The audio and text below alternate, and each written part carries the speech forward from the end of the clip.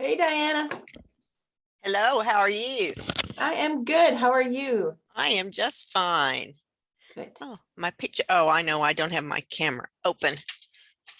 I've got it. There it is.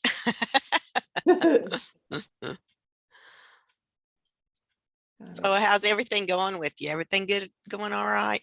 Things are good. They're busy. Woo. Yeah. But yeah, they're good. Yeah. We're trying all.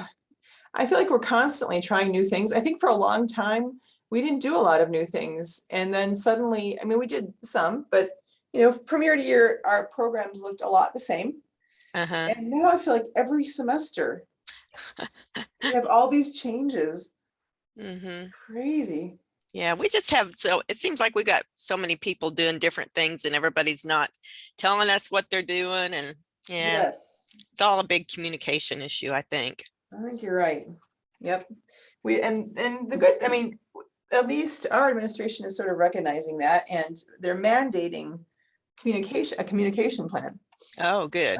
which is fine, is good. Mm-hmm. I do think though, what you the more lists, the more charts, the more places information is kept, the harder it is to hold people accountable to it.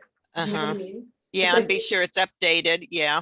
yes, and like right Mm-hmm. now, we're expected sort of to make sure that we're always checking our email, always checking text messages, always checking Teams, always, Oh. there's a lot of places that we have to, Mm-hmm. and I think it would be really helpful if we had one primary method of communication, and one, like if we have a communication plan, which we have right now, that goes out to all sorts of departments. Um, if we all use that, that's Mm-hmm. great. But everyone within their department has communication plans of sorts, and their own programs they run, they have their own communication. It gets to be a lot just to manage the plans. Yeah. It's a There's a Yeah. lot. It's a lot. Yeah. I don't know. I feel like everyone's scurrying to try to, here, I got two people here. Oh, here we Oh, go. We got a yay. couple people coming in. All right.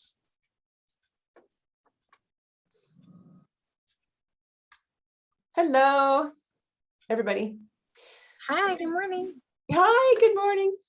The great news is that since we're using my Zoom, we can chat if we want. You can just pop in and ask questions if you want. You can also put it in the chat. Instead of like doing an actual, the GoToWebinar type stuff, where you can't do that stuff, you can put it in chat. But I knew a Tomiko. Hmm.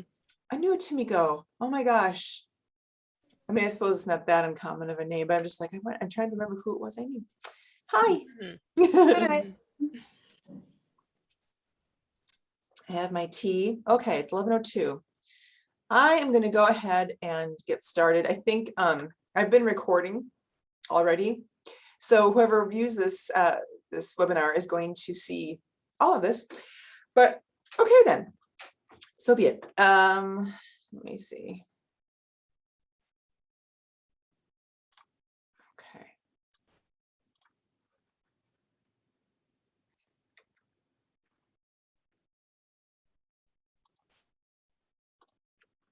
There we go.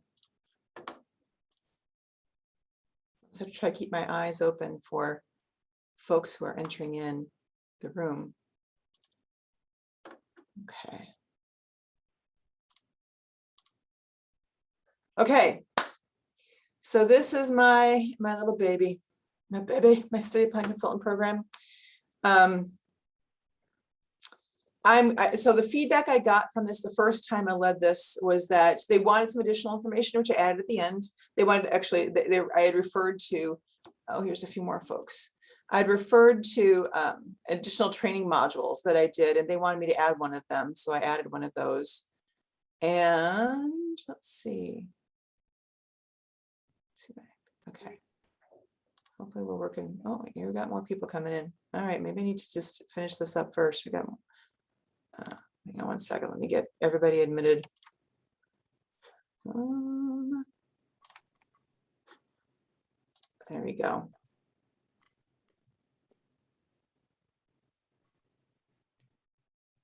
Okay.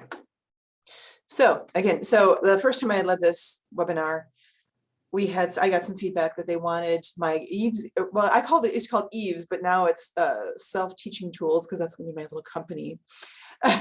But you all can use it. I'm giving you complete access to use it. If you really want to, you're welcome to use it, or if you want to take pieces of it and make it your own thing. But I would love to get credit if you're gonna use my exact thing, only because I created it and I like it. But I'm not gonna have the police out there probably policing all this. Okay, we've got someone else coming in here. There we go. So I added my Yve's guaranteed stress-free way to get A's in all your homework. It's a presentation that I do for students where I've taken to say almost guaranteed, because I don't really want someone to like hold me legally liable for something, but I cannot picture someone following through this fairly simple algorithm and not doing at least the best they could possibly do in their classes. So I like to sell it that way to students and to programs when I present it to them. So anyway, I added that at the end. And I got some other feedback from the first time. One person said they'd rather I don't answer questions during the presentation. However, I will tell you, I got some questions during the presentation. So people who liked having their questions answered during the presentation, it was heavily weighted on that end. So I will indeed answer questions during the presentation. If someone were to like ask hundreds of questions and it was starting to get kind of nutty, we might just say, well, let's finish, let's get through the presentation, then I'll stay late and talk with you about this at the end. But yeah, so that both of those things are possible. You can ask questions during the presentation. You can ask questions at the end of the presentation. You can call me later on. In fact, here, I'll give you my cell phone number. I don't think I put it in the presentation now that I think about it. That's my cell phone number.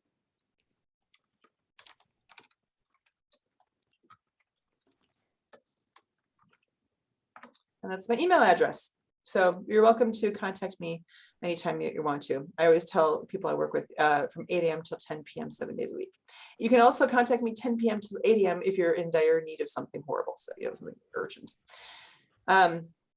So anyway, what else? I guess I'll just get started and we'll see when you have questions about more stuff. The feedback I got, I think, was largely positive. I think I covered the things that were the biggest concerns anyone had. Let's get started. So the study plan, someone said that they wished, two people said they wish I wouldn't cover so much of how this thing got going. So I'm going to breeze through that, but you can read it. I don't think you're going to have any questions about it. So I can breeze through this part quickly so we can get right to the meat of it, how you can do this yourself and what materials I use that you can use, take and use on your own if you wish. So anyway, the study plan consultant program, this is my advertising flyer that I use. I like to say time managed, resources utilized, progress tracked. That's my spiel. And they're true because this is how you get 3 tools in the study plan consultant program. You get 3 studentship tools. I talk about studentship skills a lot. And these are basic studentship skills that we are teaching and we are fostering in the study plan consultant program. Study plan consultant program, the SPC program, is an academic coaching program. It's a unique one in the sense that it is very structured with then in addition to the structure, lots of tailoring to the student and ability to work with each unique student. That's why I like it a lot. Those 2 things, plus the fact that it's economically efficient, is pretty economical. I don't know I can't think of anything that would be more economical. So that combination to me is powerful, and that's why I like it. So hopefully you'll agree with me. But I say time managed, resources utilized, progress tracked, and we'll show you when we talk about the tools, how it is that we do those things and we help ensure those things. So they can, we use MU Connect for students to sign up. They can also come to the front desk or they can call the front desk if they want. So anything here in gray is something that is just informational for you. The stuff that is in white is stuff that I actually present to SPCs when they are in training. So this is just a note for you. And again, this is history. People didn't want to spend a lot of time on this last time, and I get that. So it started in 2008. I had a whole bunch of referrals on these kinds of topics, discovered a lot of commonalities between them, and realized I could package that and have other people do those pieces. Those are sometimes 1-2 hour appointments. I work 40 plus hours a week, and that I could suck up all my time just with these appointments. So I realized I could pay people. Tutors is how it started, but then I now have consultants who can do these pieces as well. And then we talk about the individual stuff later on. So I started doing that in fall of 2011. I did a kind of a pilot program. And then we got going in earnest in 2012, I would say 2013, it grew, and we started expanding to inviting everyone to take part in it. This is how it grew over the years. I would like to note that we had our largest usage ever last fall, when our tutoring actually was about a third what it was historically. The SPC program grew. It had more students than it ever had before. It has pretty much grown, got more or less every year. But this, I think this is a good program to use during this strange time of the pandemic and online and in person and all this kind of stuff. It's a good, I think it's been successful for me and for our university. So we're meeting close to 1,000 students a year. The cost, again, is one of the strengths, I think, of this program. We pay $10.80 per hour for undergrad. We pay our tutors $10.30 per hour. I justify the additional 50 cents per hour because this is a little bit more of a higher level. It's a lot more training on interpersonal skills. They have to kind of come to the table with interpersonal skills and a desire to understand some educational psychology and things like that. We'll talk a little bit about that, but I view it as a fairly, this is a job that would be really suitable for paid professionals to do full time. Really, this is kind of like academic therapy. But I do pay students, upper level undergraduate students and graduate students, and then sometimes people who have gotten their degrees but are not currently at the university as a student. I pay them student wages, and so I'm getting away with something here, and I'm grateful for it. But I do think this would be a very appropriate program to have for paid professionals. And I know at many universities they pay their academic coaches, they hire and pay them regular livable wages, have them fully salaried. This would be appropriate for that. But if you are, the nice thing about this, you can tailor this to your need. Maybe you don't have enough usage to justify paying people, hiring people full-time regular positions and salaried positions. This would be usable at a community college. This would be usable at a VOTech. It would be usable at a four-year college. It would be usable at a graduate school, anything like that. So because of that flexibility, you might want to try it this way for a while, see how it goes. And I'm going to enable live transcription. Someone asked me to do it. Certainly, I will do it. Let's give it a shot. I do like that. So hopefully it's, you know how live transcript is. It's pretty good, good enough actually for a lot of things. So let's do it. If you have any problems with that, let me know. Okay, so hopefully you'll find this to be something that is tailorable to your needs. And if you have any questions about tailoring it, please do feel free to email me or call me. I should probably share my I'll share my email and cell phone number again at the end. And you're welcome to call, welcome to email, get in touch with me, and we can talk about how you would tailor this to your needs if you have any questions about that after this presentation. Okay, so we pay $10.80 an hour for undergrad, $12.80 an hour because if they have a bachelor's degree. That's the $2 an hour more they get for having that bachelor's degree. And usually that's graduate students. Then we do it in person. And we will be doing it in person again this fall. We did not this last year, but we will be resuming that in person this fall. And we will also be doing online appointments. Now I will tell you, we've done online appointments in the past. This is not new for the SPC program. It's just the usage increased a lot online, obviously, but we had distance learners that use the SPC program, and to great success, I would say, in terms of the feedback. We had, I remember one young lady who was a non-traditional student and had a full-time job and children and blah, blah, blah, and was taking online courses through Mizzou in Iowa. And she would interact with her SPC during the summer. We do some stuff in the summer. Our main program is during the academic year, but we try to accommodate whatever needs we get during the summer as well. And she just kind of met when she needed to check in and see how things were going. So we do in person, we do online. I pay my SPCs in a minimum of 30 minutes each time they do stuff for the SPC program. This is also true of our tutoring program. And then between 30 to 60 minutes, if they work, in that range, they get paid for 60 minutes. We pay them for an hour. After that, it's tenths of an hour. Online, we did a little differently this last year. The SPCs, they liked it. The SPC scheduled available time in MU Connect. And if by a certain time, say 2 hours before the appointment or the night before or the day before, and they could choose, if by that time nobody had signed up for that appointment was closed. So they knew they had that time that day to do their own thing. And then, so then I did not pay them for that. I do sometimes, and I think I will be doing this again this fall for a while, because we get enough appointments that it justifies it. I do have SPCs in person paid to sit there on the main floor, and they're paid for the entire time, even if someone no shows or late cancels. But then they'll also take in drop-in appointments sometimes, and that has happened. Or if someone is an SPC has a problem that they've encountered and they can't make it in time for their appointment, someone else might take that appointment over. It's really useful for that. You will then, though, be paying a little bit for no shows and late cancels. So we'll talk a little bit more about budgeting for that, should you wish to allow that as an option. But you don't have to do that. You can, and again, it might impact your ability to get people who want to work for you because they need the money. But you can choose to not pay for late cancels and no shows. So ballpark calculation for last fall, 562 hours at $10.80 an hour, and that was 6,069.60. And this is, and then yes, in this, in the spring, that's 375. Oh, right.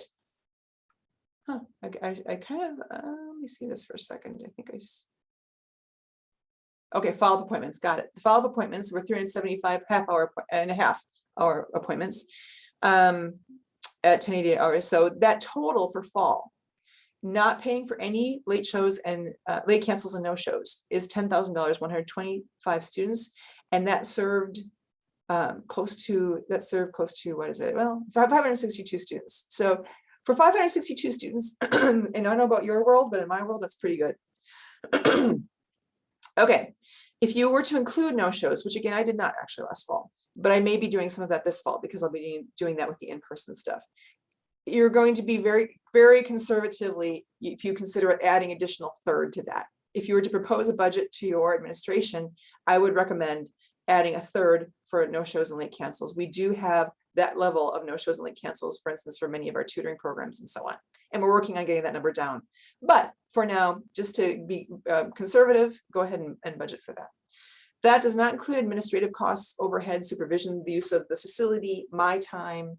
I do many other things in my job, but this is a huge time commitment for me too. So it doesn't include that time. Consider the fact that local jobs pay $16 an hour. SPCs do have a limited tolerance for not getting paid for no shows and late cancels, especially if they're getting a lot of them. They need to live. They need to have that money to live. And also notice that raises are actually fairly incentivizing, I have found. My SPCs do like getting a 50-cent an hour raise. It does impact how they feel about the program. It makes them more like, this is purely anecdotal. I don't have data to support this per se, but I'm just from what they say to me and when they ask me questions about are we getting raises and so on, it is incentivizing to get that 50-cent raise per year. We are struggling with that right now at Mizzou. We do not have the okay to give raises yet, so we will see. This is a grassroots program. Note that no program manager, you and I, we're going to be different. The way that we manage programs, study plan consultants are going to be different. How they run their individual program within the sub-program. But the quality needs to be very high. You need to have something that is reproducible, that you know, that you can tell faculty, advisors, et cetera, that your students will get this if they complete this. That's what my goal at least is for the study plan consultant program. That's why I like that structure as well as the flexibility. You might want to change some of this. Just some of the times I'm going to talk about my goals that I have for my SPCs, and I talk about this with them. So you may wish to change some of those goals, but I would encourage you to have them, to have goals. Maybe change them to your needs or whatever, but maybe keep even the same goal, but achieve it in a different way. So for example, your program principles may be different than mine, but your program will still likely benefit from having your principles defined. We're going to talk about that in just a second. You may use different materials to develop these tools. Okay, so for me, let me move this thing. Got this.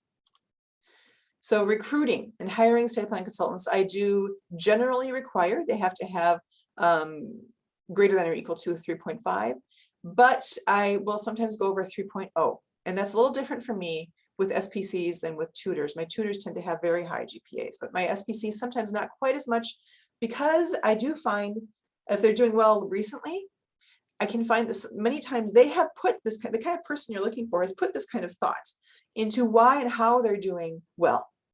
And those are sometimes the people that you really want to have to talk about other students who are trying to figure out how to do well. So I would in general discourage under a 3.0 GPA for tutoring or for SPC program for academic coaching. I've tried it, and years ago I tried out things like if someone got an A in a class that I need tutoring in, but they had a 2.8 GPA overall. I'm not a fan, just not a fan. I had some larger some more negative outcomes from that. I do like a lot of recommendation for these folks because we're looking for interpersonal skills again and work ethic. We want work ethic for everything that I do. Actually, I like my tutors and my SPCs to be able to work independently very well. They need energy, attention, positivity. That's huge.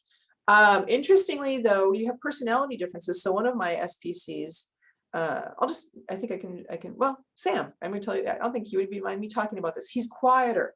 He sits back and he listens, but he talks. He does talk, but everything is just a little more subdued. But he does engage in great conversation with his students. He's just not like this, like I am. You know, I'll be like this. I don't know how to describe that. But Sam will sort of be a little more of the yes. And so then, you know, okay, so what did you do next? You hit a little more, maybe a little bit serious.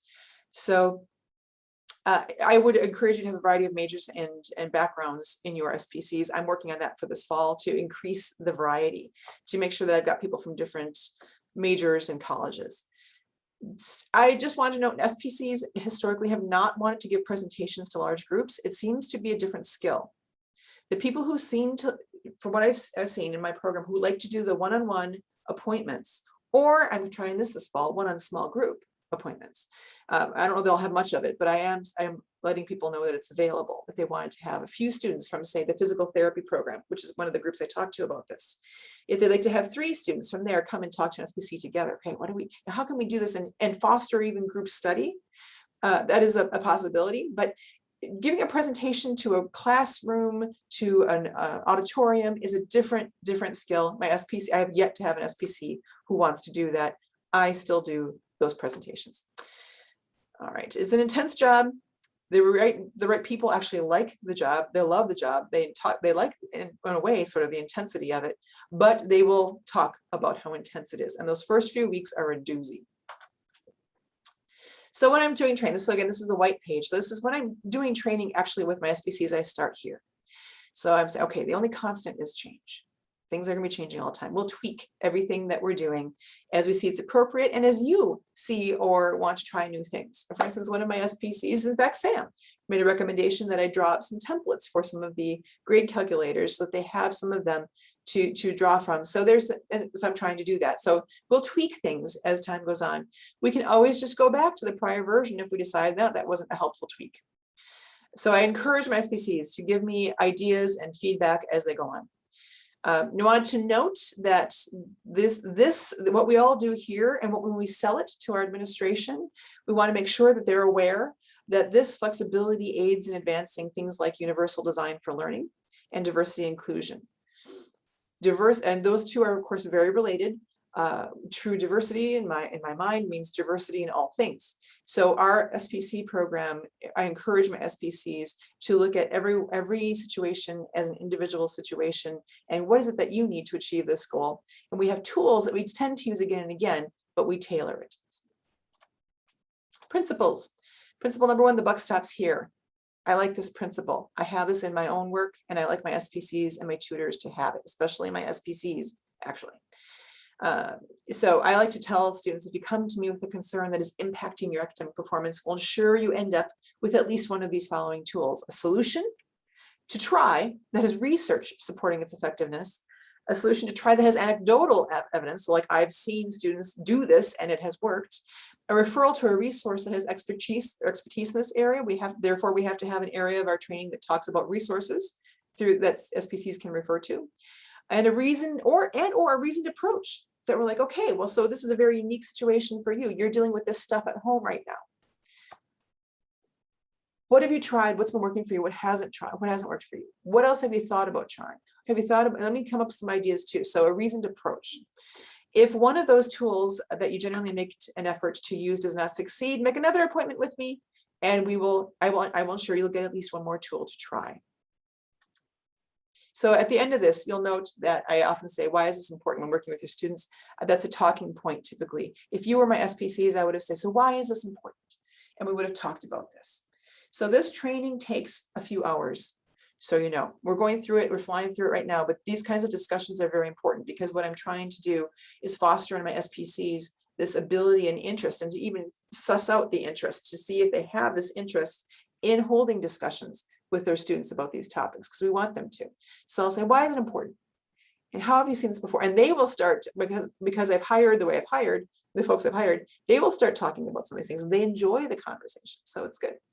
Principle number 2, we need to be aware and respect and honor that the student has some subject matter expertise regarding their own studying and learning. So they have some studentship skills already. So when you're working with students, a lot, let's say a lot, often, what have you done in the past? What have you tried before? What's worked for you? What hasn't worked for you? Why not? So what would you like to change? I often say to my tutors and to my SPCs, if you are doing more talking than the student is doing, you need to stop yourself and correct that. We'll talk more about that in a little bit.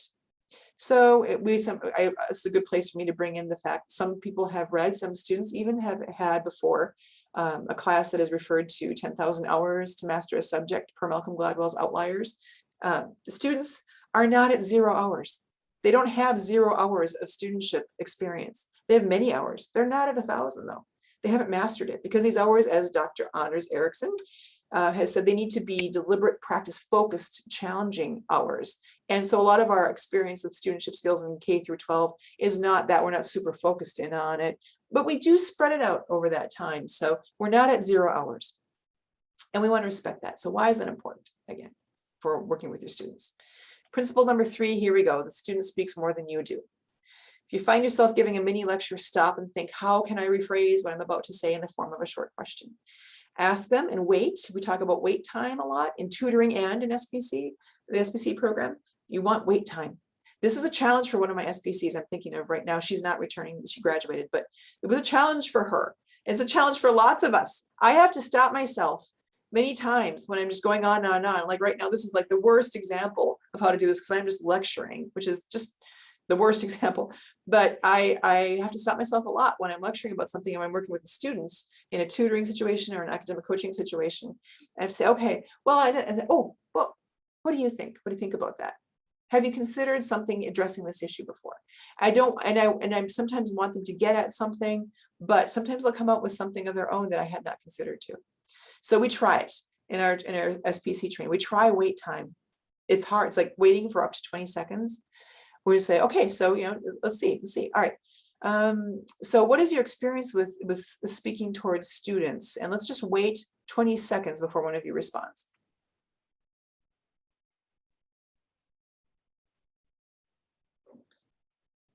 And we time it for 20 seconds and it feels like an eternity. So it's a good example. So it's a dialogue. It's not a lecture. This is a collaborative workshop session. You're workshopping together. You're not the expert. They're not the novice. Students love peer assistance. Someone asked for some, at the first webinar, they asked for some references about this.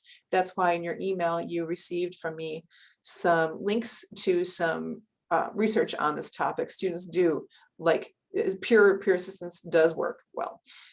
This has been a new thing, honestly, for me, because when I was a student, I liked to go straight to, well, the TAs. I loved TAs. I used TAs a lot. So there's sort of an in-between stage. But I like to go to somebody who had some higher level of subject matter expertise than my fellow students, maybe. But in general, students love peer assistance and they like to talk with students about things. Everyone is different again, and that's okay. But in general, they like to work with peer assistance. So all of this again is advancing some of our university goals of universal design for learning and diversity inclusion. So diversity. We want to maximize each student's potential, want them to be their best authentic selves. What works for one person may not be the same as another person. So again, asking, what do you think? What's been your experience? What have you done? We need to sort of get at their cultural background a little bit. What is their experience from their background that they've had regarding these things? We don't know what kind of why or how they have the responses they have to learning and to studying and all those kinds of things. And we'd like to learn a little bit more about that. So we are supportive members of our community. This is something else that I talk about in tutor training. This is a big deal. I do not love it. And I'm willing to bet that all of you have had this experience where someone has come to a professor perhaps and said that a student told me your tutor gave them the wrong information, or that they didn't know how to solve a problem, blah, blah, blah. And a lot of the time, these reports are inaccurate or completely made up, even sometimes if the student has some other ulterior goals, like they want to get some one-on-one training from somebody, and they're referred to the open help sessions like, no, that didn't work for me, because they didn't want to go to it. So there are some things that, I don't want to have those miscommunications. I want to have us talking in advance, the people in my community talking in advance, so they know me, they know the program, they know the training that my tutors and SPCs get, and they know that Yve covers this material. And we do have, this is part of our belief system. This is one of our principles, that we are supportive members of our community. We support the student. And of course, we could talk about that. We support their fellow students. We, meaning if they're having problems with their fellow students and they're in a lab and they're working with somebody else, and that student is driving them bonkers. I mean, we're here to help the student we're helping, but we also are not going to sit there and say, oh, that student sounds terrible. I don't want to say that. We don't know. And we don't know where that student's coming from either. Same thing with TAs, same thing with professors. Professors, I've been one. Professors can be challenged with reaching every student in the way that makes sense to them. They may not, what we are saying is sometimes what we think we're saying is not necessarily what they're receiving. So we want to support professors. It is hard to be a professor. I said this to students in my presentation sometimes. When I was a tutor, my students loved me. When I was a TA, my students loved me. When I was a professor, not all my students loved me. They really didn't. And I was trying to do a lot with a lot of students in a limited time. It was tough. So we support the administration of the University of Missouri. I'm not going to sit there and support any institution or any person, regardless of what they do. But I know my institution enough that I know that we have a lot of good things here that are trying to drive the right behaviors. And therefore, I assume the best and trust, then verify, right? Trust, then verify. So we talk about why that's very important when you're working with students. Why is it important to have this attitude when you're working with students? So this is one sort of chunk of training. That could even be one entire, it might be this fall actually, one entire training session, just having those discussions. And I'm doing it in chunks of maybe like 2 hours at a time. So that might be one 2-hour training session, just that. We use Canvas at the University of Missouri, and we use it for the SPC program. So I have all the documents for the SPC program uploaded here.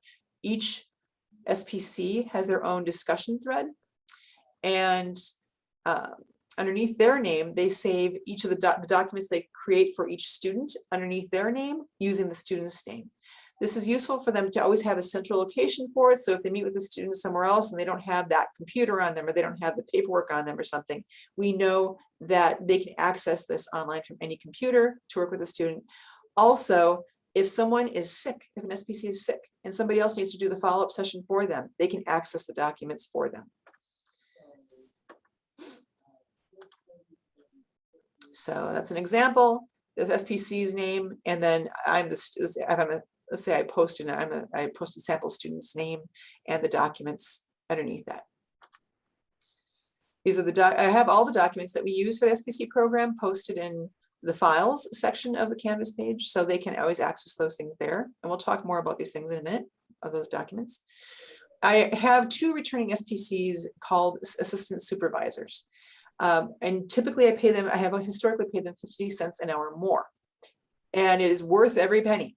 If you're trying to do this on the cheap and you're not hiring people to do full-time academic coaching with benefits and everything else, this is well worth the 50 cents an hour. So I encourage you to have assistant supervisors. If you have a larger program, if you have a program that's my size, I encourage you to have it, or bigger. So this came from one of my assistant supervisors who said, let's create a group me. So she created a group me, and everyone joins the group me, and they ask questions in the group me. They post in there if they, I need to, because they observe one of the returning SPCs, new SPCs observe returning SPCs 2 times at least. And they'll say, when is somebody, I need to observe somebody who can give me some hours tomorrow. Or someone, one of the SPCs, the returning SPCs will say, hey, I'm going to be working tomorrow from 1 till 4. If you want to observe me, let me know. They can also lead some of the parts of training. This depends on the. Did you want to ask a question, ma'am? Oh. Okay, awesome.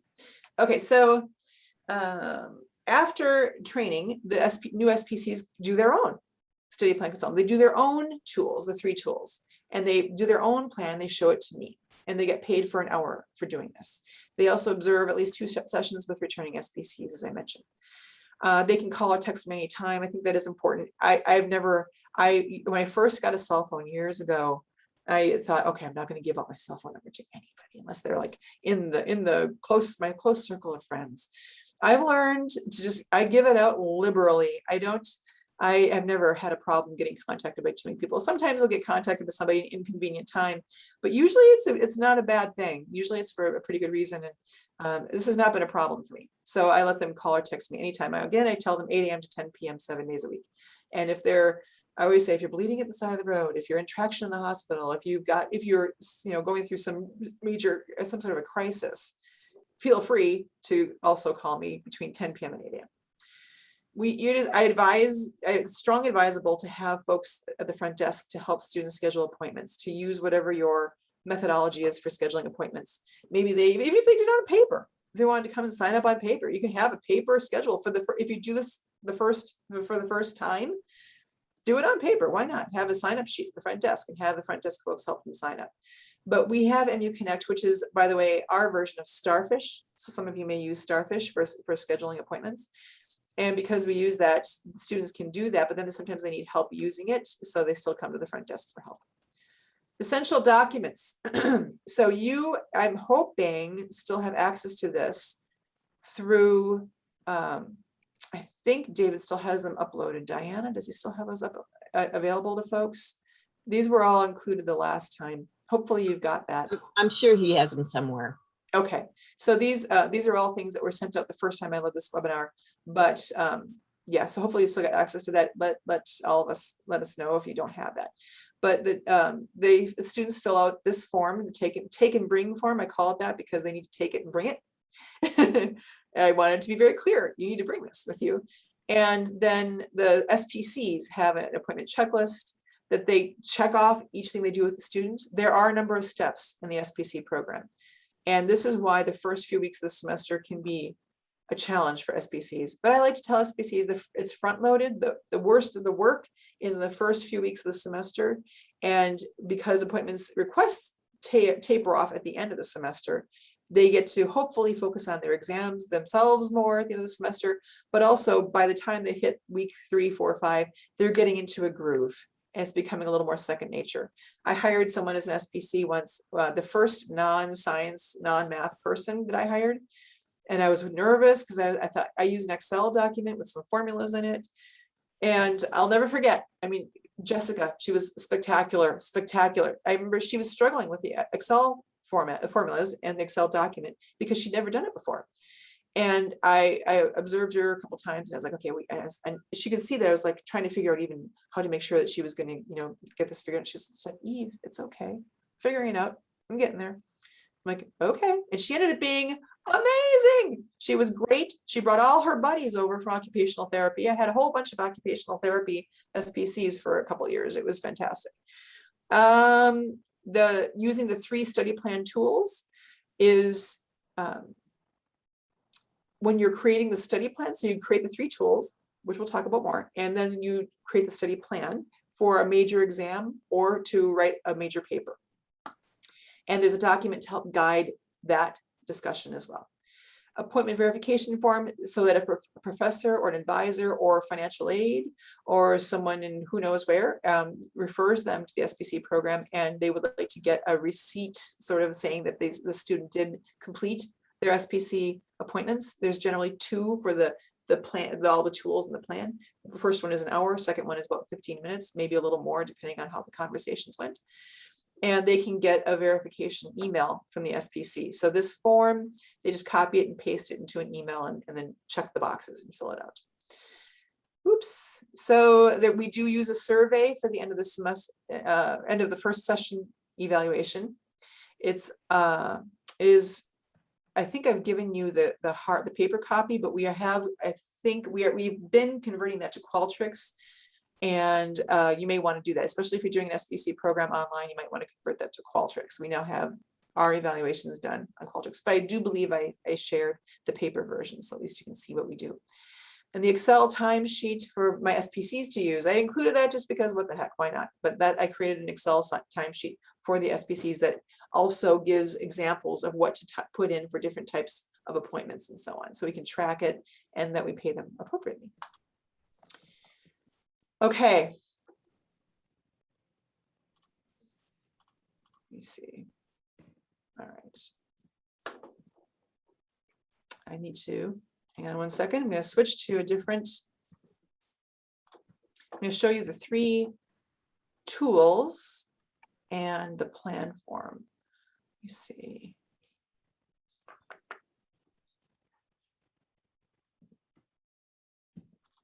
Okay.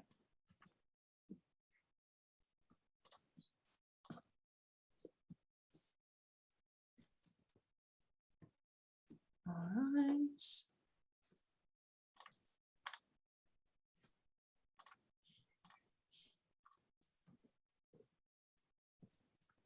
Okay, so this is the Excel document, our master document for the SPC program that we use with the student is this Excel document. I call it student name _ 2021B because I like to have it chronologically sorted by name, and so I use the B or the B and the A, because if you do fall and spring, it will reverse, do that if F comes before S. So I use A and B. So student name 2021B, this is the one I will be using this fall, and their calendar, schedule, and grades. So these are the 3 study plan, the studentship tools that they get. The first tab is their weekly appointments and resources. So when they come in and they get that take and bring form, they actually are asked on that form, what are the office hours for your professors and your TAs? And that stuff is going to be used with the SPC in creating this. So I'm going to come back to this in just a minute, but the student also is supposedly, and they're instructed on that take and bring form, they supposedly have already created this. And this looks a little squished, but I'll show you. When you print it, it's on one page. So I've sized it that way. And I gotta get rid of this guy. Okay.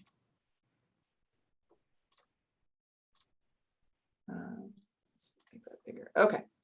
So this is for August of 2021, and they put in all of their appointments. So not their appointments, their due dates for homework, exams. This is the schedule that everyone, we always tell students you should have a planner that has all of your homework due dates in it, your exam dates, quizzes, paper due dates, pre-labs and post-labs, all that stuff should be in here. And that's what this is for. So this is hopefully done ahead of time. I will tell you, we get about a 50% completion rate before the SPC appointment. So you will have a number of students who don't do it. And that's fine, because what you do is you have them fill this out using their syllabi during the session, while the SPC starts working on the weekly schedule. And we'll talk more about that in a minute. So August, September, October, November, December, they just literally type in here, math, homework due, whatever it is, something like that. So, or, an exam or whatever it is. So this should be populated with that. And I'll show you an example in just a minute. Then in the SPC session, the SPC uses that take and bring form with the professors and TAs office hours to create this document. They start by asking the student, okay, so when is one of your classes? And they put the classes in here and they say, all right, so you've given me this, your professor's office hours and TA's office hours. So they want everything on here that's going to happen every week. All of the classes, sorority fraternity meeting every Monday night. They go to church every Sunday at 10. If they meet friends for lunch every Tuesday and Thursday at noon, if they work out every Monday, Wednesday, Friday at 7 a.m., whatever that is, anything that happens every week or even every other week, I would say, You want that on this document. And then you have empty spaces. And those empty spaces we try to populate with resources for help. And that's the strength of this piece of it, is that we want to give them all the resources for help that they are able to go to, so that on any given day they can say, where can I go get help today? So let me show you an example of this. So that's one sample. So this particular SBC color coded some of it, if there's etc. The stuff that is resources for help are in italics without color, but they know that those are their resources. So professor's office hours, Tiger tutor sessions, we have tutoring sessions there, if there's a TA, etc. So any of those things go into this. So when you're working on a plan with your student to prepare for an exam or to write a major paper, you will be using this document. You'll say, okay, so in the days leading up to that, you're going to draft, and then you're going to get feedback. What day are you going to get feedback? And are you going to go to the professor TA? Are you going to use a writing center tutor? What are you going to do? And you can incorporate usage of your tutoring program in this document when you are working on putting the plan together for the exam and for writing a paper. You want to do that because we do want to drive them to use our tutoring resources, of course. So that is the weekly schedule. This is an example of what the monthly calendar would look like with all the due dates, and then the grade calculator. And I have had graduate students come in and ask explicitly for this. They say, I heard you can do a grade calculator. This is what's going to show students what their current, their best possible, and maybe their goal grades, if they want to do that, are at this Eve, moment. Yeah. Sorry to interrupt, just to let you know, you might want to reshare your screen because we're still seeing the Oh, and not the sample. wonderful. All right. I didn't know that it would not do that with me. Thank you. Okay. Gotcha. Yes. Thank you, lady. How's this? Beautiful. Thank you. Okay. Thank you. Okay. So let's see again. So I better go through this monthly calendar. There we go. And the weekly schedule. There's an example of the weekly schedule. And here's the example of the grade calculator. So this all should be also included in the documents that were uploaded. So let me and or David know, or Diana, let us know if you somehow can't find those in the resources that were uploaded before. There's a link to them that David sent out. Okay. So this again shows a student at any point during the semester, their current grade, their best possible grade, and a goal grade. This is what has formulas in it. This will be a little bit, almost all of your SBCs will be new to using those formulas, but they're not super complicated. But the most complicated thing is when you get a professor who has a strange grading rubric, right? Sometimes I literally had a math professor once who had a combination of percentage of points. So like the points were not literally, you didn't take a strict percentage. One part was a strict percentage of points, like the homework. You get so many points possible, so many points they actually received, and then you divide one by the other, you multiply by 100, and that's the percentage of those points they got for that part. But the exams were curved or something. So sometimes they're not a strict percentage of points. So you have to combine. That is rare. Not great for anyone, but it may happen. If that happens, your SBCs are going to have to come talk to you. And you're going to have to figure that out. But in general, there are a few different sort of schemas that people use when they create rubrics. So it gets pretty second nature. They get pretty good at this. This is what it looks like for an example at the start of the semester. At the start of the semester, everyone has an A. That's how I like to think of it. I tell students, you all have an A and everything. Yay. It's the start of the semester. So you're just really keeping your A. It's not like or you could also think you have no points. So you've got an F and you got to work your way up. But I prefer to think of it as you all have an A. So at the start of the semester, they have all the points. There's a caveat at the top of this document. It says grades in red are projected grades, not actual grades. So be careful of that. Make sure the SBCs mention that to them, because then the student might think, oh, I'm doing really well. Well, no, you're only doing that well if you get 100% of the points. So from here on out, which almost literally nobody gets. So at the start of the semester, it's just they've got it 100%. Yay. So this is the best possible percentage example after the first exam. So they had a first exam, and I got a 79, and they got an 8 and 9 on the homework in biology 1500. So their best possible percentage is now 95.3. And that again, though, note it presumes that they get 100% on everything from here on out, but those things are in red. So everything in red is a projected grade, it's not actual. So it's not going to be that. So the best possible they can do is 95.3. That means they're going to get less than a 95.3. If they get to the point where their best possible is a B, they are not getting an A, and they're probably not getting a B. And it's a good time to just talk about that. All right, maybe they're not used to that. Let's talk about this. What are you going to do? What's your strategy going to be? Maybe they get to the point where on occasion you're going to have a student where their best possible is now a C minus, and they need the C minus to pass the class. And maybe the drop deadline or the withdrawal deadline has not passed yet. We do not advise students, but we use this tool to say, would you please, Joe, student, would you please take this to your advisor, show them this, and ask what they think you should do. So we use their advisor. We refer to things that we refer to advisors quite a lot. We refer to financial aid sometimes. We refer to the career center, or the career center also, but we refer to the counseling center quite a lot. And sometimes to the student health program. I'll give an example of that. I think I'll try to do that in just a second. This wonderful student that we worked with. So this is an example of the best possible percentage after they've had a few grades in.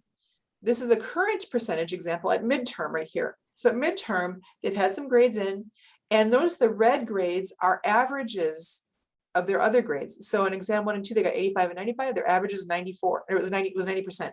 So we'll assume they continue to do the average of what they've been doing. If they do that, this is going to be their grade. This is the best kind of general gauge we have for how they're doing in this class at this time. If you have any questions about that, let me know. But this is how we calculate the current grade in a class. And then as they change their grades, they want to know their current percentages, they're going to have to change those averages as well. And they can meet with their SPC to do that. Maybe in a month they do that. Best possible late in the semester, etc. So, all right. So these are the 3 tools. The monthly calendar. So this is when I say time managed. They know when things are due. They know when things are coming up. We know they have this. I have had an academic appeals committee someone from that committee meet with me and tell me, you know what, someone took your class last year and they ended up failing out, and then they appealed to get back in. And in the appeals meeting, they said that they didn't know they were doing this badly in calculus. And then as I saw that he had taken your class, I said, didn't you take Yve Solbrekken's SSC 1150 class? They said, yes. I said, don't you end up doing an SPC session where you talk about what your grades are and knowing what they are all semester long? And the student said, well, okay, you're right. I knew I wasn't doing well in calculus, but I just wasn't wanting to deal with it. So, there's an accountability element there. So this is helping with time management. You know stuff when stuff is coming up. And again, we'll do the sample exam and paper prep, so that'll help show them how you can prepare for these things. And then weekly appointments, they know. So time managed, resources utilized. These are their resources. These are their resources for help. I have a spiel, and I have that document included at the end because someone asked for it at the last presentation on Yve's, again, my self-teaching tools, guaranteed stress-free way to get A's in all your homework. And it uses the algorithm of you generate questions, get answers to your questions using resources, and then you use more problems or concept discussion to generate more questions and then get answers to those questions using resources again. We want to encourage students you need to ask questions to learn. You need to use resources to get those questions answered to learn. These are your resources. This is what you've got out there to use. And also, of course, the internet and friends and so on. But on a daily schedule, appointment-wise, this is what you've got. So this, again, is our master document for the SPC. Every student gets one of these, and we store this in Canvas under their name as well. And any SPC or I or anyone else, if we get, say a professor contacts us because they referred a student and they wanted to see if they really completed all this stuff, I can check it out. Okay.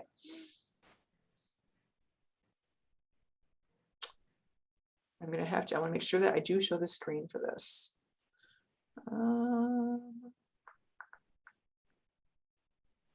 If you have a question in the chat as well. Oh, okay. Thank you. Now, 1 second, let me try to find this guy.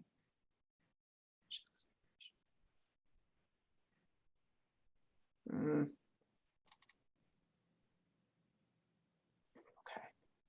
Hold on 1 second.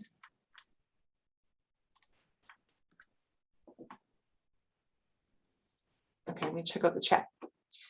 So do most students use the electronic version or some use print version? So that's a great question, Jocelyn.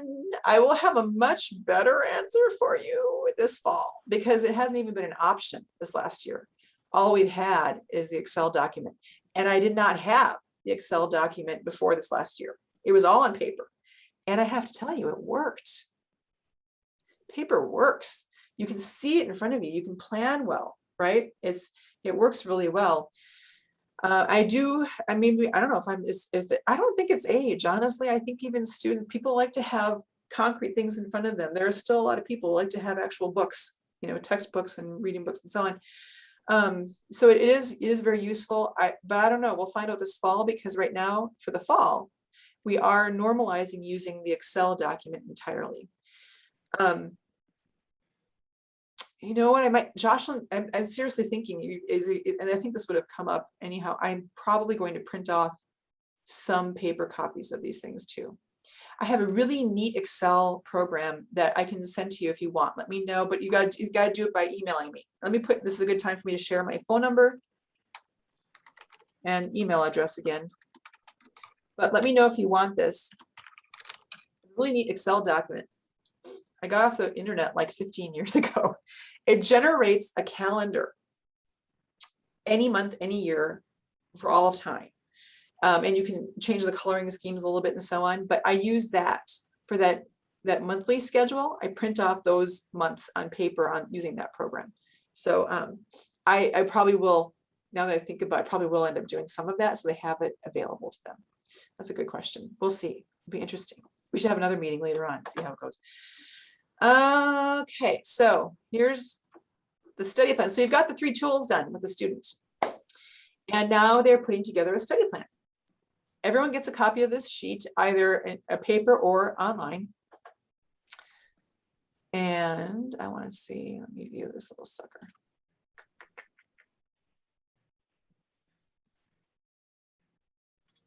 Okay, so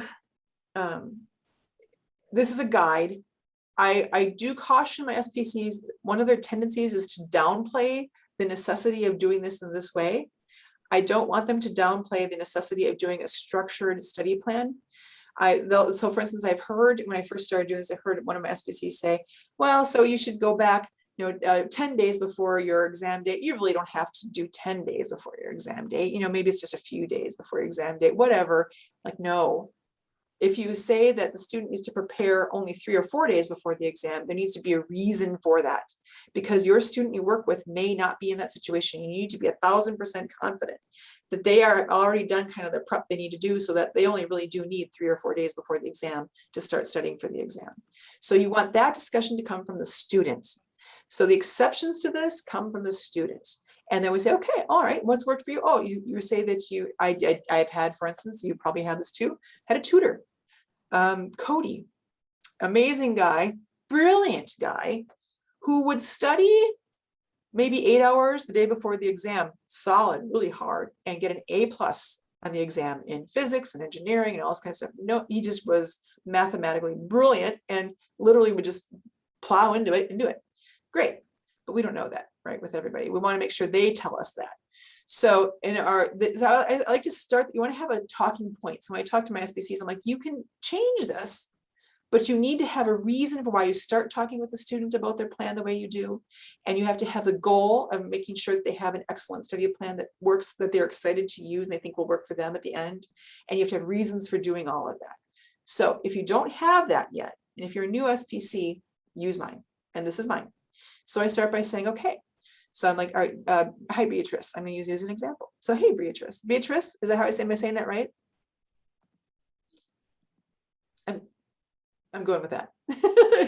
So you say, okay, all right, Beatrice. So the day before the exam, and I use this phrase a lot, what I wish for you, what I would want for you is that there would be no new material for you, no new material, to have nothing new, nothing you've never seen before. I mean, how frustrating and horrifying is that when you are about to take an exam tomorrow and there's stuff you have never even looked at yet? We don't want that. What I wish for you is not to have that. And so what I wish for you is that the day before the exam, you're just reviewing sticky spots. going over those flashcards one more time of the amino acids, going through that one homework problem that you did that was a sticky spot for you that you solved again and did some other like problems, but you wanted to maybe just go through it one more time. Well, I want you to be able to eat a healthy dinner, get a good night's sleep, because metabolic things, eating, sleeping, drinking water, exercise, affect your ability to learn profoundly.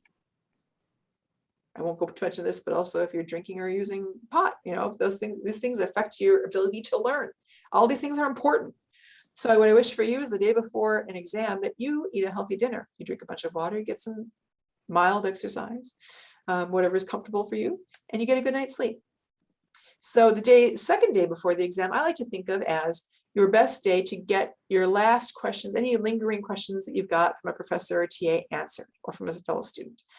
I had a professor who canceled his organic chemistry 1. He canceled his office hour the day before the exam.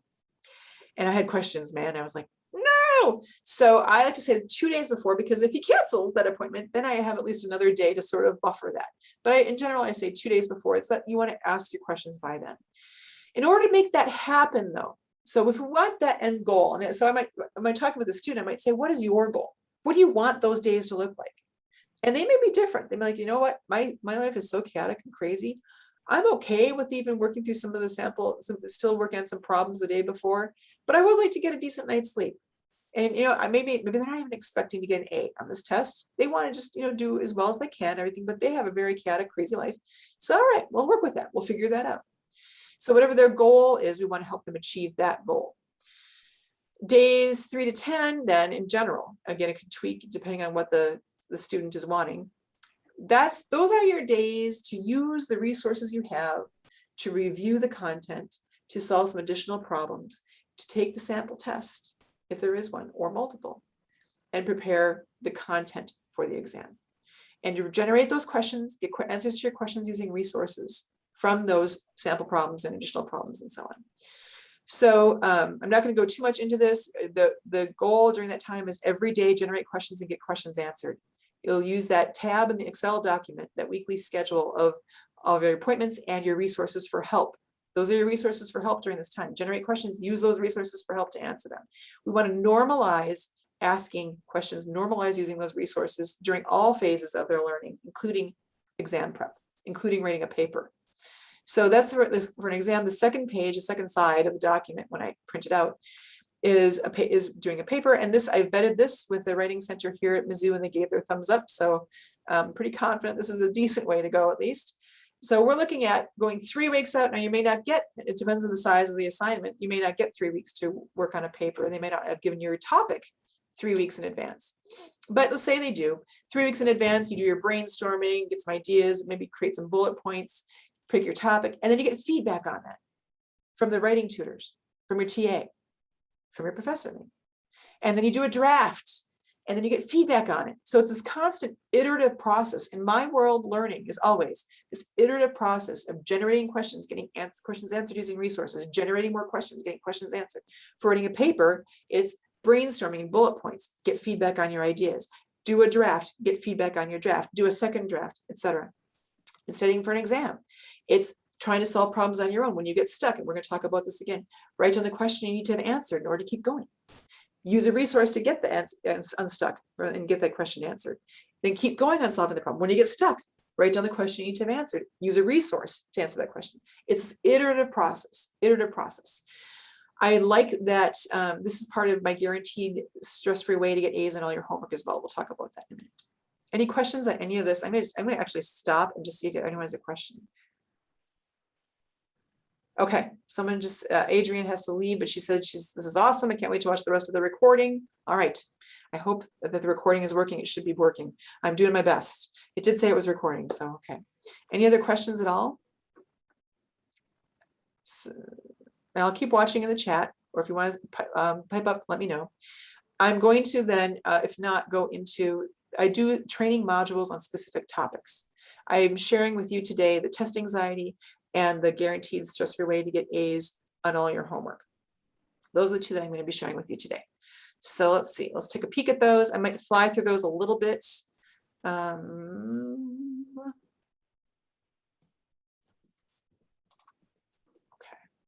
There we go. Test anxiety.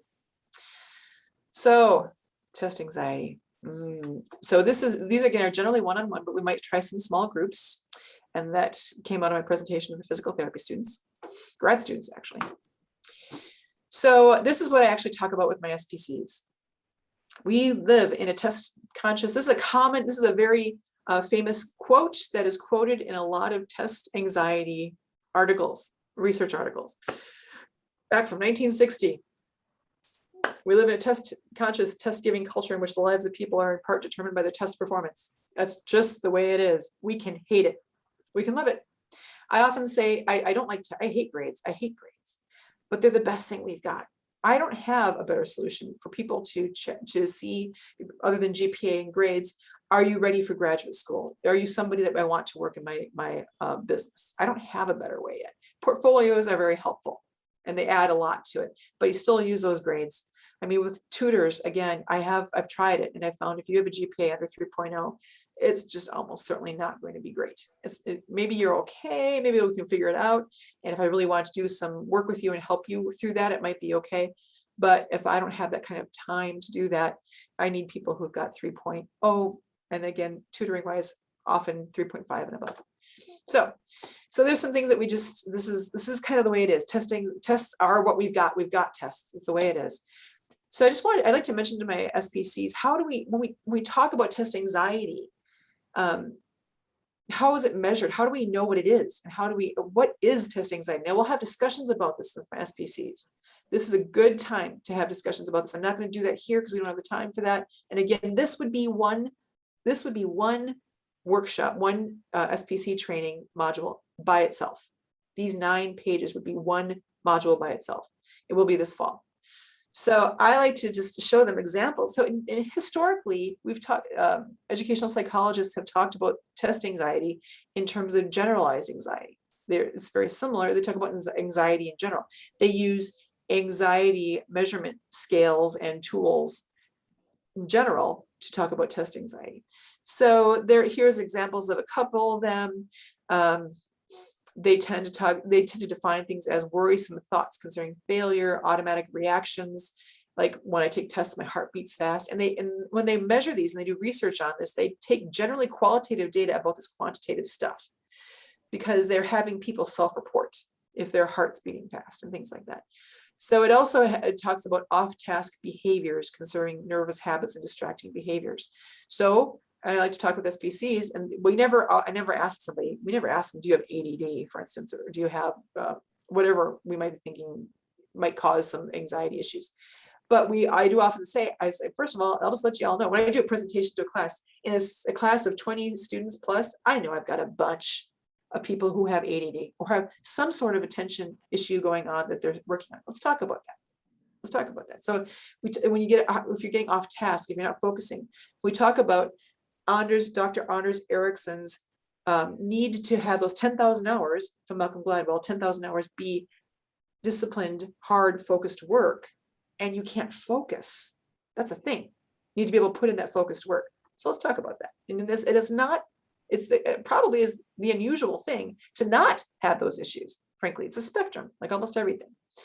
So we talk about some of these things a little bit, but often we'll say this test anxiety inventory talks about a Likert scale where they assess memory and attention difficulties, physical symptoms like heart beating fast, etc. And this is interesting, the social humiliation subscale and worry. These two come up as kind of the biggest deal and the thing that we can try to address the most directly. These are important. Worry and sort of social humiliation. In fact, soon they'll talk about parents worrying that your parent is going to think less of you if you do poorly. These are things. So there's, in general, these days, those are some of the scales they use to measure anxiety. 2 dimensions of test anxiety generally are emotionality, physiological responses. So dizziness, nausea, feelings of panic, etc. And those are physiological, but emotionality is the individual's subjective awareness of that arousal, not the arousal itself. It's their awareness of it that is causing some of the trouble. You're like, oh God, you're like, I'm panicking. And then because you're panicking, you're like, I'm panicking, and that makes you panic more. Cognitive test anxiety. They used to call it, that's what they used to call worry. And this is a more common, more recent way of looking at it. Cognitive test anxiety, comparing yourself to peers, considering the consequences of failure, low levels of confidence and performance, excessive worry over evaluation, causing sorrow for parents, feeling unprepared for tests, and loss of self-worth. So again, the cognitive component of test anxiety, this worry, is the factor most consistently found to be associated with declines in performance and actual lower grades. So we want to talk about that. So we'll have conversations about this in the SPCs. Right here might not be a bad time to talk about that. Okay. So when they're working with, and then once we finish that discussion, okay, when you're working with a student, we want to have some way, student has self-identified as having test anxiety concerns. So, all right, I include a form for this. Let's see. I guess. Okay, the form, I think I included, if I did not include it and you want it, let me know. There is a form that I've created for this. It's a fairly simple 10, 12 question form that just says, do you have these things going on with test anxiety? So these are the things that can cause test anxiety: preparedness, not ready for test, cramming. I mean, this is preparedness. But I like to talk about, when I talk about preparedness with students, I make sure I let them know prepared for one student is not the same as prepared for another student. When you have one student who is prepared, it's had 3 years of, and I found students, I'm amazed, I never even had this access. 3 years of chemistry in high school, 3 years of it. And now they're in Gen Chem 1. Their preparedness for an exam will look very different from someone who had 0 or 1 years of chemistry in high school, and now they're in Gen Chem 1. You could be sitting right next to somebody who has a very different background than you, and your level of preparedness is going to be different. You're going to have to prepare in different ways. And that has to be okay. It's true for all of us in everything that we study. It's fine. Preparedness is an individual quantity. So we talk about this, and this will be a time I talk about my guaranteed stress-free method to get A's on all your homework, which we'll talk about in a minute. And then we talk, and so the exam preparation guide, we might talk about that. And I'll say, okay, so what is your strategy? What is your way that you're going to talk about students and how prepared they are for their exam? And you need to have reasons for doing it. You can use some of my stuff. You can use all of my stuff. All of that is fine. As you tweak it, as you change it, please let's talk about that together though too, because that might happen. And then, but that's preparedness. And then memory, tricks for memory, mnemonics, songs, association with fingers, deep learning, my strategic mud-to-wall method. The more ways you get information, the more likely some of it's going to stick. And the more deeply you can weave this understanding into a complex answer on a test. So I might talk about my strategic mud-to-wall method. I have not given you anything about that. If you want that, you have to email me and let me know. But that's my instructional model, strategic mud-to-wall. And it's funny because recently there's been some people who've come out with research on this topic, but they don't call it that. But I'm about 15 years ago, I actually presented on this, and it's fun now to see people talking about essentially the same thing. Okay, so then there's attention and off-task behaviors. I have a hard time focusing. I flagged this may be some time where we want to refer someone to the counseling center, depending. So you want to be a little bit alert, SPCs. You want to be alert that is someone maybe needing some help with ADD, ADHD, or maybe are they somewhere on the spectrum of autism, some things like this. So you talk to them. When you're studying, what interrupts your focus on your work? During your test, what interrupts your focus on the exam? You talk about, so again, we would have a little breakout session in our SPCs to talk about some of these things. How are they going to work with students on it? So physiological responses, the nausea, feelings of panic. I like to do guided meditations. I might share a couple during our discussion on this. Sleep, diet, exercise, caffeine. These are important things that affect all of this.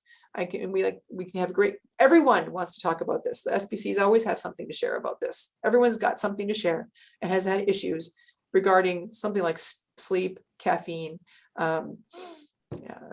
medications, how exercise, how all these things have impacted them for better or for worse.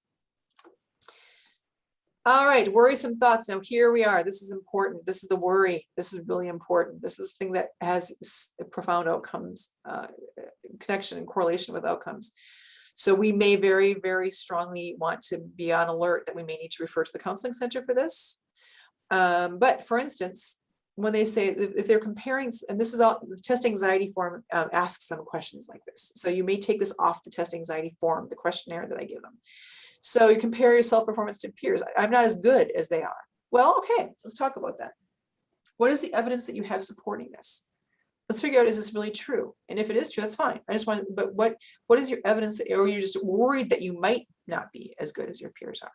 What is evidence countering this? Well, actually I did really well on that one test. Okay. So maybe it's not always the case. How can we replace those thoughts with something else? So instead of thinking that I'm terrible at this, what can we replace that with? So we have discussions of this in the SPC training. One example might be, I haven't ever studied thermodynamics before. This content is new to me. So for me, I think what I'm going to want to do is I'm going to want to talk to people about it, professors and TAs. Maybe I'll come up with a question each day that I can ask one of my resources about and have a dialogue with them about. Or maybe my goal is to solve one problem in the area as best I can, maybe 5 problems as best I can, and then take my questions to a resource. Maybe I want to, maybe instead of thinking I'm not as good as everybody, this is going to be a problem, maybe it's more like, oh, I haven't done this before. So I'm going to put a little more focus on that. So excessive failure, again, excessive worry, low levels of confidence, similar responses to this. Causing sorrow for your parents, spouse, and others. I had 2 students in an open help session once where one young man said his parents wanted him to be a doctor, but he wanted to be an engineer. Right next to him was a young man who said, my parents want me to be an engineer, but I want to be a doctor.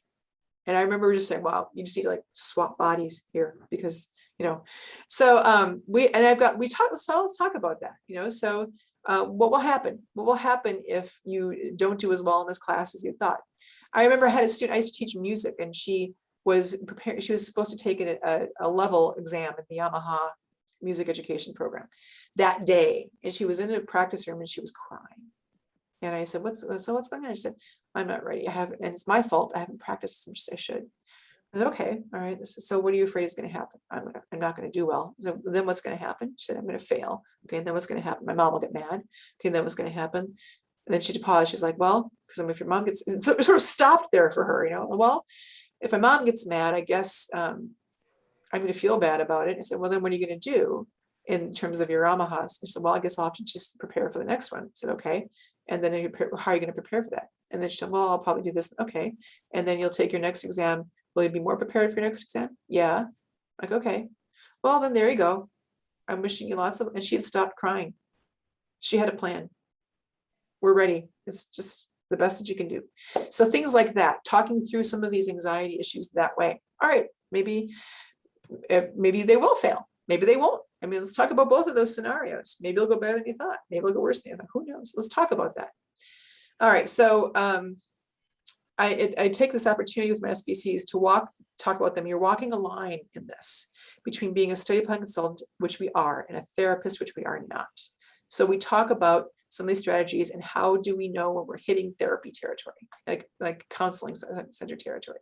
So like the stuff I talked about with music is perfectly acceptable. But when you're talking about, this person's talking about their stress is to the point that they're cutting, right? Or that they drink a lot, or that things, we don't deal with those issues. Those are not in our wheelhouse. We do refer though, and we don't judge. Like, okay, we've got a really good resource on campus for that. I'm not kidding. We've got at Mizzou, we do have some really, I have yet to find something on campus that we don't have a resource to deal with. It's spectacular. I tell students all the time, take advantage of them. You may never again be in a situation where you have access to something for every single situation that you encounter. Okay. Are you ready? Do you want to hear my last little spiel? Somebody wanted this before, and this isn't too long, and it sort of hits on things we talked about before, but you have the energy. Want me to talk about it? My learning algorithm and how my guaranteed stress-free way to get A's in homework, and how you know when you're ready for a test? Yes, please. Okay. All right, I'm doing it. This is it. I promise. We're at the end of this. Okay, so this is important. My SPCs need this, and I strongly encourage them to use mine until they have some tweak of their own, because this leaves students feeling better and feeling prepared and knowing what to do. And then after that, we have to talk about motivation, which is a whole other presentation, because when they have a plan in place, they feel confident would work. They don't necessarily, not necessarily confident they're going to follow through with it. So motivation is a whole nother presentation, and they can choose to do that too with the SBCs. Okay, so in learning, we generate questions. We in this presentation, we've talked about generating questions, getting answers to your questions using resources, and then getting more like an analogous questions and problems to go back up to number one, generate more questions. So how do we generate questions? And how the whole learning process is this. You do not learn if you don't have questions. I like to say, I've heard many people, many colleagues say that it's okay. You have to, it's okay to ask questions. Students need to learn. It's okay to ask questions, and they're totally right. I would say, I would take one further and say it's not just okay to ask questions. It's necessary to ask questions. And the better you get asking questions, the more you will learn, and the more prestigious level you will rise to. You need to ask questions. But then importantly, you need to get answers to your questions using resources. So we would have a discussion about this when I do this with students. We stop at each number. Okay, so what are your resources? So the stuff in red is not stuff that they would see, the students would see. This is what I'm looking for. So they would say, okay, well, sitting in class, I don't understand what, okay, note taking, excellent, very good. What else? Trying to do the homework. Okay, homework, great. What else? Where else do you generate questions? Reading the textbook, watching videos, etc. And the goal of this again is to normalize having questions. Number two, get answers to your questions using resources. The goal of this is to normalize asking questions of resources. So what are your resources? So again, notes, text, internet, prof, TA, peers, tutors. Oh, I certainly should have put tutors on there. How can I forget that? And then you need, after you get this, say you get through your homework. So Yve's, or again, the study plan. Yeah, okay. The guaranteed method for getting A's in all your homework assumes that you do this, that you use resources available to you to answer all questions and problems to the best of your ability. So I like to pick on somebody. So I'm going to pick on Victoria. So Victoria is doing her homework. And I like to say this in front of students very much. Victoria is doing her homework in Ellis Library. She has 10 questions to answer. She gets stuck on some of them. Some she gets partway through, and then she gets stuck. She's using her resources at hand. So again, number one, use resources available to you. So her textbook, she's flipping through, she's looking a little bit online, she's looking at her notes, etc. And she gets stuck. When she gets stuck and she hasn't made progress in 5 minutes, she writes down the question she needs to have answered in order to continue answering and solving that problem or question. Just write down the question you need to have answered. All right, then you move on. No stress. You're done. You're done with that problem for maybe the day, but for the moment, for sure. Then you go on to the next problem. And when you finish, no matter how little or how much you have finished each question or problem, I literally say, all right, Victoria, Brooke, when you're at this point, I want you to stand up in the middle of Ellis Library. And I really want you to tell me that you did this. You stand up and you put your arm over your shoulder and you pat yourself in the back. And you say, Victoria, Brooke, you're an excellent student. Because you are. Because you've done everything a student needs to do. You don't deserve any stress because you've done everything that you can do. Yay. This is exactly what a good student should. Then go meet your friend for lunch. Go get a coffee. Go for a walk, work out, watch a half-hour show, go to your next class, whatever it is, light and breezy, no worries, because you've done everything that you are supposed to do. But the trick is within 24 hours, you will use your resources. You commit to using your resources to get answers to all your questions and resume answering the questions and solving the problems. That's the trick. You commit to it. So there's the trick. What is the one caveat? And I ask students this after, and this is usually a longer discussion too. So by now we've talked about some stuff. What's the one thing you must do in order to make this work, in order for this iterative process of generating questions, getting answers within 24 hours to your questions, getting unstuck and keeping going.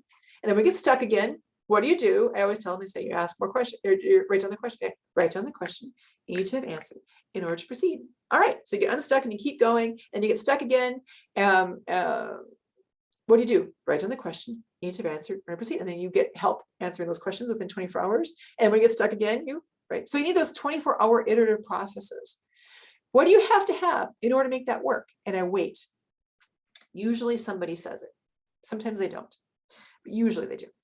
you have to have time. You have to have 24-hour periods of time.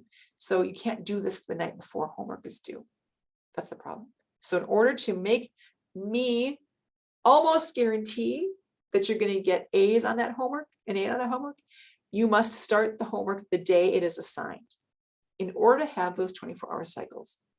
This is promoting, again, starting homework early, getting it done to the best of your ability, asking the questions, using your resources to answer his questions, continue working, have sort of a rigor to it, but it's not 8 hours the day before. It's not horrible. It's not stressful. It's an hour on the first day, an hour or two on the next day, an hour on the next day. It's a little bit of time and with confidence. So one of the take-home messages from this is start work right away.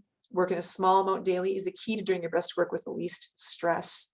And there is research to support this. I don't want to make promises to find it for somebody who needs it, but it's out there. If you go to Google Scholar, it is out there. For instance, there were studies that show if you've got 10 hours to study, there is research on this. If you've got 10 hours to study for an exam, is it better to study 10 hours the day before the exam, 5 the day before, 5 the day before that, 1 hour every day for 10 days? And it is the spread out version, the 1 hour every day for 10 days. So so then I talk about, so how are you going to talk always with this stuff? It's not just a lecture here too. We have to talk to the SBCs. How are you going to use this, or how are you going to use this and tweak it to your own, in your own way to work with your students? If they don't leave this training with some way to, it's not going to be perfect. They're going to get better, like our tutors do. They're going to get better over time. But if they don't have some way to start to know confidently that I want to start talking with my student in this way, they're going to sit there and be a little flexed maybe during the SBC session. We want them to have concrete things to do and concrete things to have this, to ask the student to tell them about. Any questions about this at all?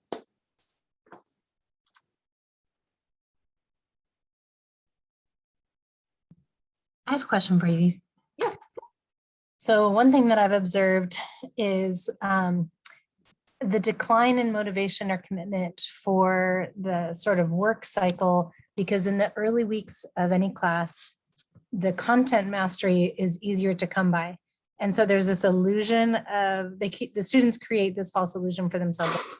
I got this, I don't need to, right? I'm going to be able to accomplish the homework with, a high percentage rate of accuracy. And then like a lobster in a pot, the content difficulty increases over the semester. So when and how do you have that reevaluation of the time needed in order to maintain content mastery, improvement, accuracy, et cetera?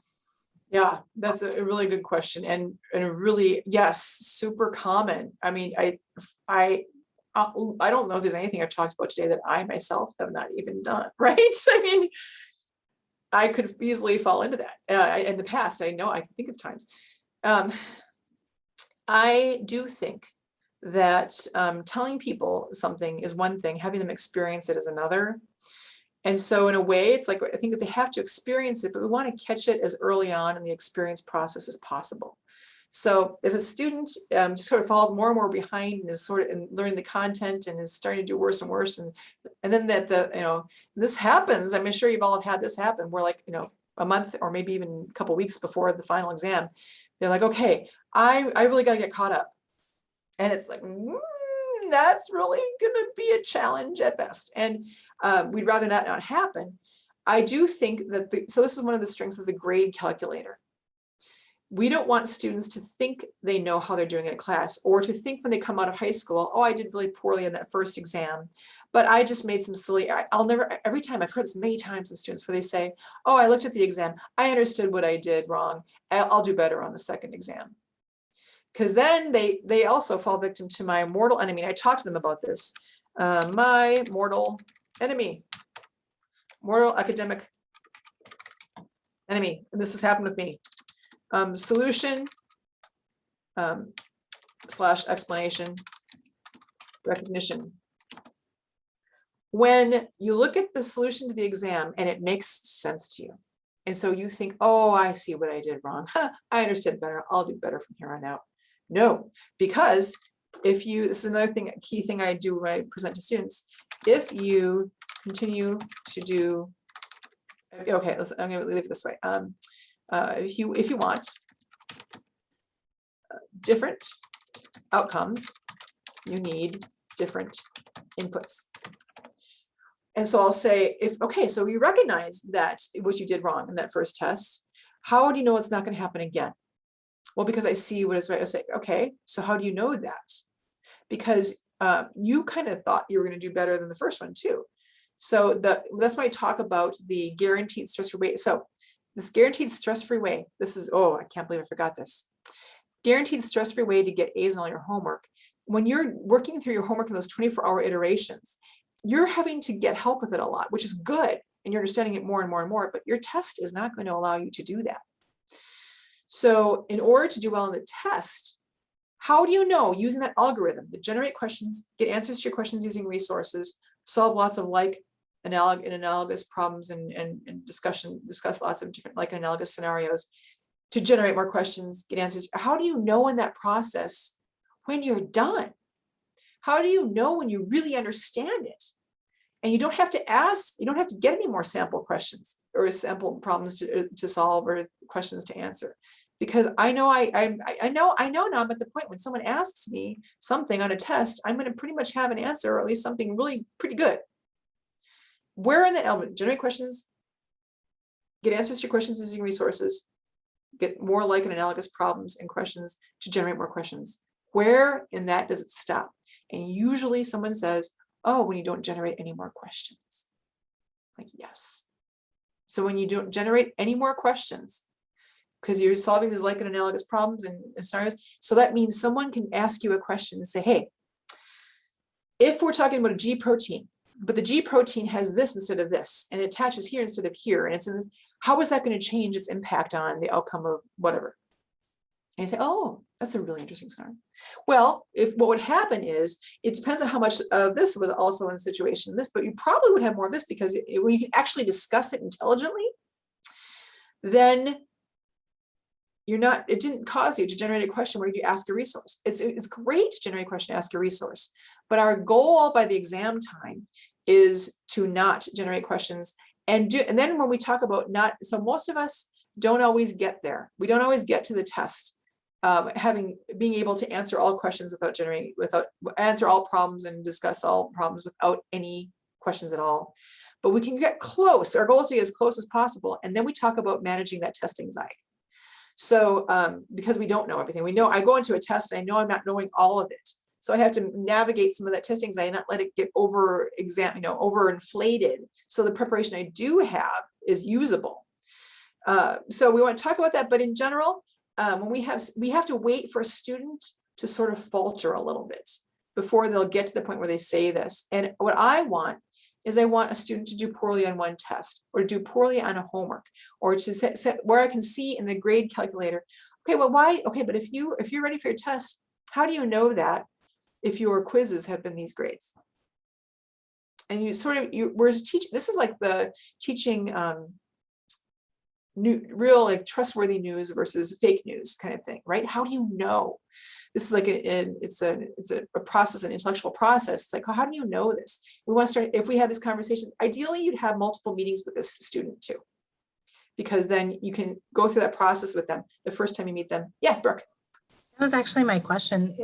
Maybe you've said this and I somehow didn't catch on, but in your program, the study plan consultants program, are students like kind of committing to a semester-long relationship with their consultant and they're meeting a certain number of times each semester, or is that structure built in?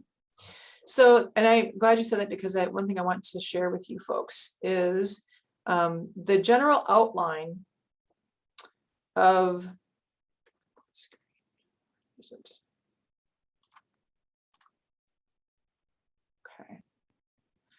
the general outline of an SPC session is 2 appointments. The first appointment is an hour long where we get most of the tools done. But then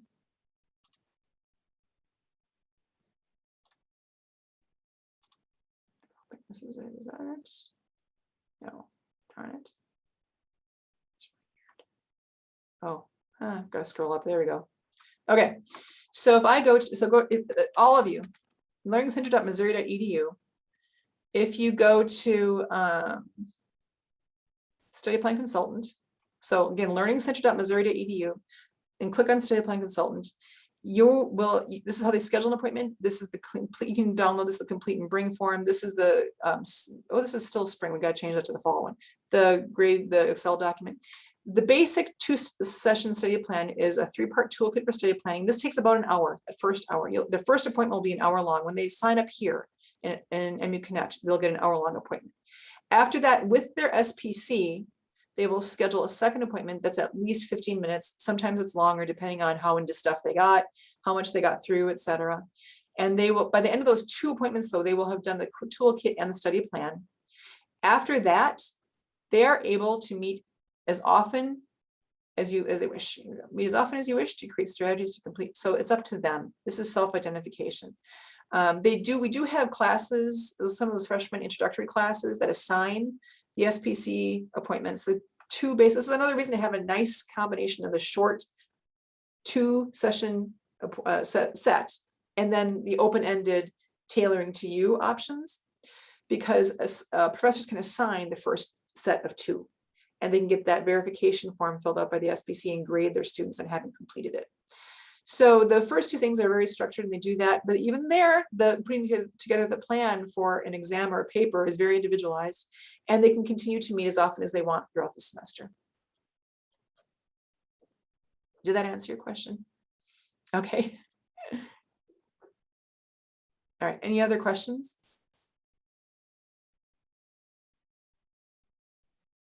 I have another one if I'm not stepping on anyone's toes. Cool.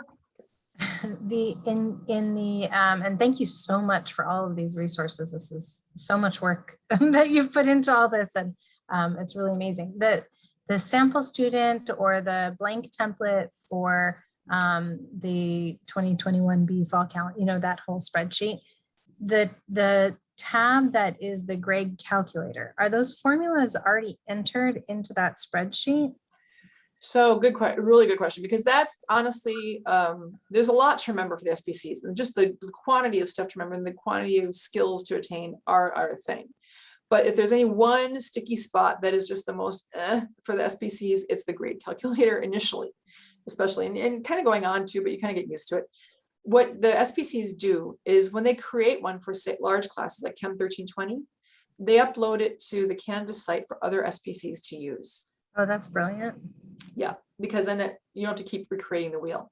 So So you find that a lot of, sorry to interrupt, but so I'm basically you're taking averages, right? And then populating the formula, like, if you have predictive this number of points divided by total points and you get your class average.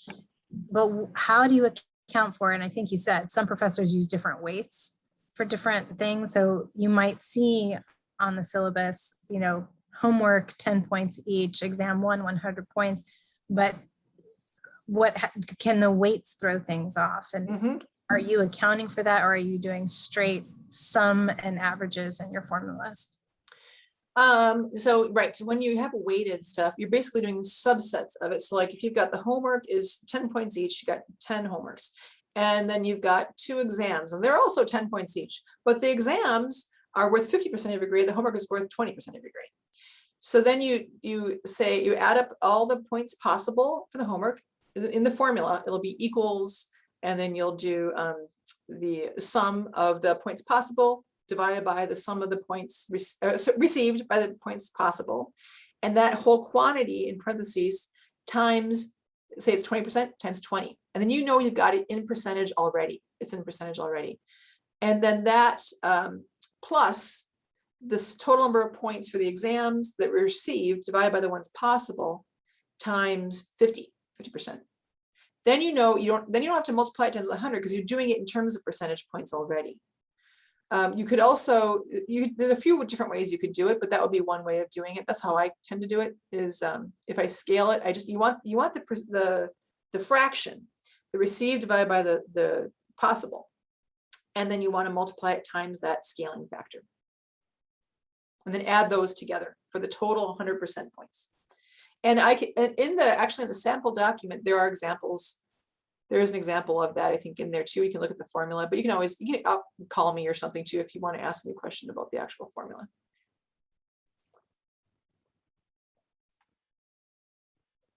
So you're basically training your SPCs how to do those calculations.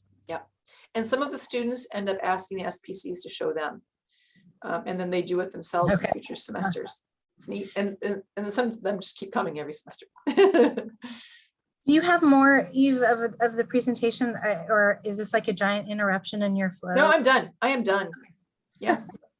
And I don't want to take anybody else's time, but I do have a question. If somebody was starting an academic coaching program on their campus, and we are in our learning center starting something that's called, it's a peer mentor ambassador type position, but basically on top of their tutor role, they will be doing some additional academic coaching with individual students who are getting referred to us by any number of sources, but primarily advising. So if I'm starting, and so this is my pilot semester, of all of these amazing elements that you have to your plan, what do you think folks should start with in order to not die? I would start just offering and only doing the 2 appointment sessions where they get don't worry about the test anxiety. Don't worry about GAAs and all your homework. Don't worry about those motivational modules. Just do so this is going to be a time management. And because you can promise outcomes to your administration and to the professors and the advisor that they're going to have these 3 tools. They're going to know when everything is due. They're going to know how they're doing in their class throughout the entire semester. And they're going to know what all their resources for help are and where to go to use them.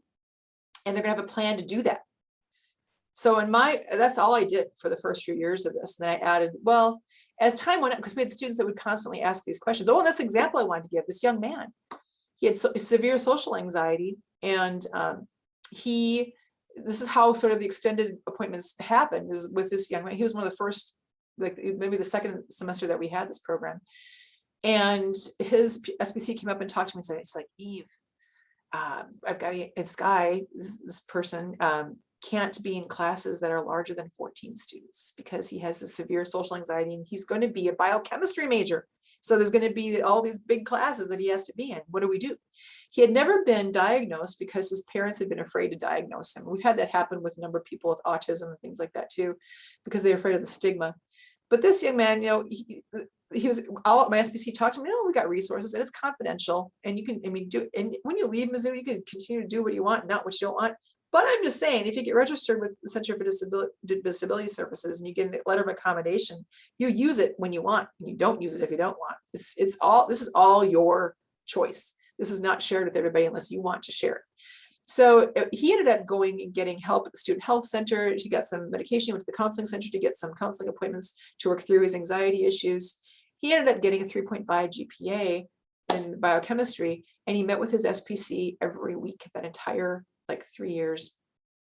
So it sort of grows that way. It grows out of its own, because if they like their SBC, especially, you put together this great plan, and then the trick is using it and being able to use it. All sorts of issues come up when you're trying to use the plan and implement the plan. And that's where these more complex conversations come up. But it's so cool. You'll be walking along the floor and you'll hear the conversations and you're like, so cool. So yeah, so that's what I would do. And that's what I did. I would just do the 2 appointments. All you need is the take and bring form. Well, most of the forms you're going to need, but you don't need just nothing on the test anxiety. These little algorithms I had, a learning algorithm. You don't need any of that. Yeah. Anyone have any other questions at all?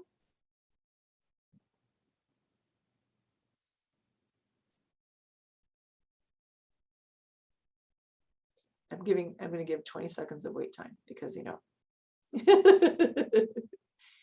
I'm checking the chat.